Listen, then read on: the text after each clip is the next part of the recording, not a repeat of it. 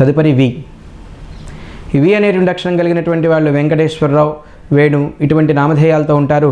ఈ వి అనేటటువంటి అక్షరం కలిగినటువంటి వారికి ప్రస్తుతం నడిచేటటువంటి స్థితి గత సంవత్సరాల మీద కన్నా కూడా ఈ సంవత్సరం మెరుగ్గా ఉంటుంది. గత 5-6 సంవత్సరాలుగా వీరు అనేక రకాలైనటువంటి ఇబ్బందులు ఎదుర్కొని ఉంటారు. కనుక ఈ సంవత్సరం అయితే ఖచ్చితంగా మంచి ఫలితం అనేటటువంటిది వారికి లభిస్తుంది. అది రేపు మార్చి 27వ తారీఖు నుండి వీరికి అనుకూలమైనటువంటి వాతావరణం అనేటువంటిది రావడం జరుగుతుంది. ప్రశాంతంగా కూడా ఉంటారు.